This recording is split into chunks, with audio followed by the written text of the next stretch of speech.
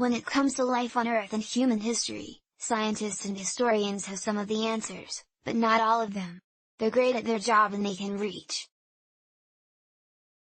grand conclusions based on tiny clues and pieces of evidence.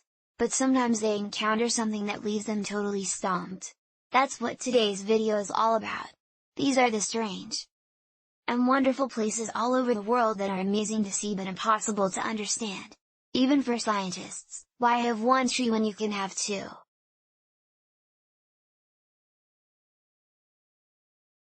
That seems to be the theory in Caso, Italy, where there's a remarkable sight to behold in a field. It's two trees in one and they're completely different species of tree. The bottom one is a mulberry tree, but it has a cherry tree growing on top of it. It's a sort of hybrid duplex of the kind that very rarely occurs in nature, while smaller trees do occasionally grow on top of larger ones. It's very unusual to see two fully grown trees cohabiting and thriving like this. Usually one of the trees, good health, will come at the expense of the other, and it's usually the tree on top that suffers, as the beautiful white flowers on the cherry tree demonstrate that isn't the case here. Unsurprisingly, the strange tree has become a tourist attraction for the area, although it's had to be fenced off for its own protection so that people don't get too close climbing. It is illegal. Mystery surrounds the origins of the heat inter in Austria. It's believed to have been built during the reign of the Roman Emperor Cusi, who ruled between the years of 351 and 361. But that's a little more than a best guess. The ancient Romans sometimes built structures like this to mark the site of significant military victories. That would make a degree of sense because the ancient city of Carthage once existed in this spot and played host to around 50,000 people surrounded by a walled fortress. The settlement is long gone, but the one remaining arch of this building remains for several centuries. It was misunderstood as the gateway to the old city. So little of its true history is known. Plenty of myths and legends have grown up around. It's become a popular gathering spot for pagans who refer to it as Heaven's Gate for reasons unknown. If it really was a Roman tetrapylon, it would probably have a statue of either an emperor or a god in the middle of it. But there's no sign of it today. There's a clue in the name of Enigma Island in Kenya that tells you a lot about how the Kenyans feel about it. The name of this strange-looking island, which is on Lake Turkana, translates as no return. That ties in with the myths and legends that surround the place, which suggests that nobody who enters it will ever return. In 1935, English explorer Vivian Fu decided to test that theory by visiting it with colleagues, Bill Jason and Martin Schell's, on a research mission. But when they failed to return, it only served to reinforce the legends. While some conspiracy theorists claim that the island contains an alien base full of extraterrestrial beings who will abduct anybody who gets too close. The Kenyan belief is that those who descend into the enormous crater at the island center will be struck by lightning and obliterated. Photographs taken by planes that have flown over the crater show what appear to be the remains of ancient huts at its center, but nobody's been brave enough to go and inspect it with their own eyes for a very long time. Perhaps that's for the best. There are many ancient and wonderful temples in Syria, most of which have their own fascinating story to tell. But the fascination with the temple of Andara is especially strong. That's mostly because of the huge human footprints that appear at the entrance to the temple. They've been there for at least as long as the temple has, which is at least 3,300 years. And there's disagreement about how they got there. Scientists and archaeologists say that they were carved by the same people who built the temple, and are intended to represent the procession of the gods into the temple's inner chambers.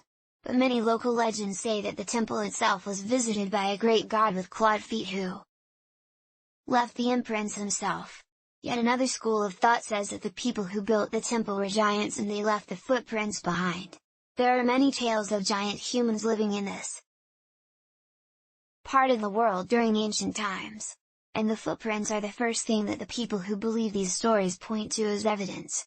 Sadly, the temple was badly damaged after being hit by a Turkish air raid in 2018. but the footprint survived. Most people who visit Egypt also visit the Great Pyramid of Giza, which is a spectacular sight to see. But if a few more of them could be persuaded to drive a further 20 minutes to Abu Ghraib, it wouldn't be such a little-known secret. The old city contains a structure that is, or at least was, a sun temple and was dedicated to the great god. Ra. It was built somewhere around 2,400 years ago and used to have a stepped pyramid of its own. From ancient Egyptian historical records, we know that there were once 6 sun temples at Abu Ghraib, but only 2 remain today. Their ruins today is the colossal stone obelisk that once marked the westernmost point of Abu Ghraib. The massive red granite blocks that are scattered across the area are a puzzle for archaeologists.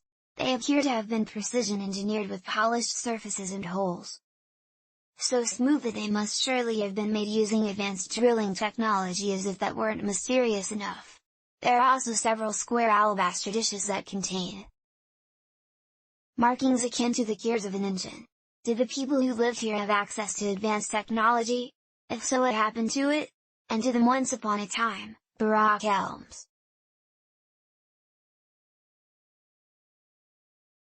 was an island in the ROC. These days, the water level is a little lower than it was in ancient times, and it's now a plateau in Korda, Kazakhstan, much like Ovine Island in Kenya. This is said to be a place that people visit and never return from. Even the name, which translated from its original Turkic language means whoever comes here shall not return. In 1939, it was declared a national reserve and was closed off to visitors for the remainder of the 20th century. Nobody knows what the Soviets did there during those years, but there are plenty of rumors that it was used for top-secret research. Even today, electronic devices fail to get close and navigational equipment stops working there. Have been documented cases of people's skin turning blue after spending too long at or close to the plateau. And a commonly told legend about a group of nomads who stayed here for what they believed to be a year only to return to civilization to find that 3 decades had passed. It's a mysterious and seemingly supernatural place amid the ruins of Amman and Jordan,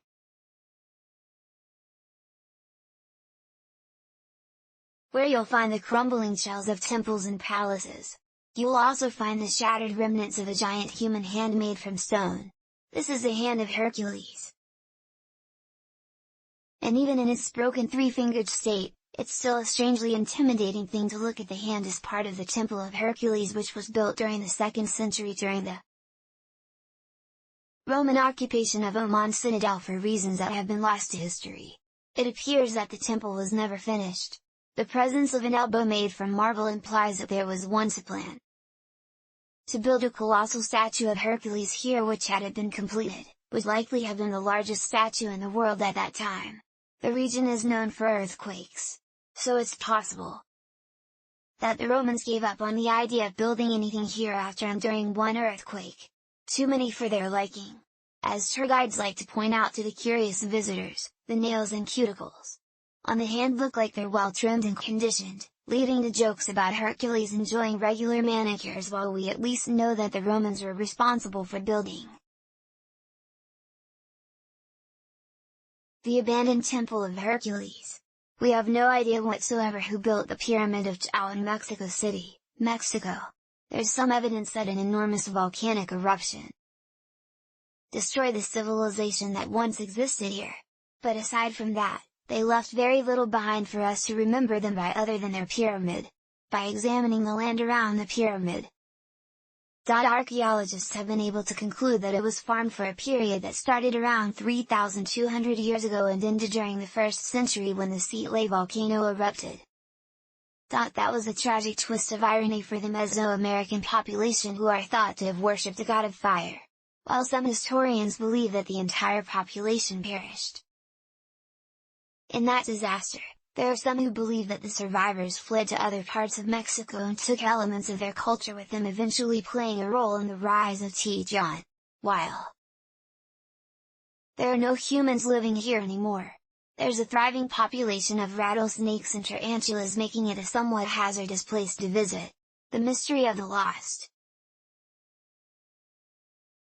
City of the Kalahari is an existential one, by which we mean that there's controversy about the question of whether it really exists at all.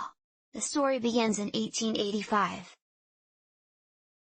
When the Canadian magician and explorer William Leonard Hunt, also known as the Great Reni, claimed to have found an empty city of ancient ruins while crossing the Kalahari Desert on foot.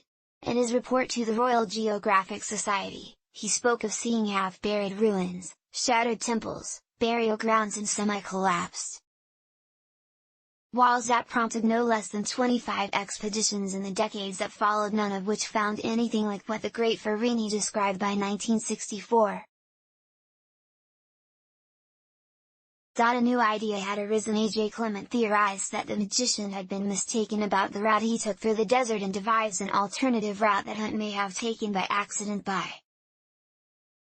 following it, he found a series of colossal stone monoliths made of diorite, a material that as it erodes can begin to resemble straight square blocks that resemble walls. Clement concluded that what Hunt actually saw was nothing more than a natural rock formation dating back 180 million years. But as an explanation didn't satisfy everybody. There are still people searching for the lost city of the Kalahari. To this day, the Nazis built a lot of strange structures all over Europe over the course of the Second World War, and not all of them are understood in the absence of solid information. Many wild and wondrous theories have sprung up, such as those that surround the concrete rings they built on the coast of the Barents Sea. The fact that the Soviet military took ownership of them after the war and refused to let anyone else get close for several decades, did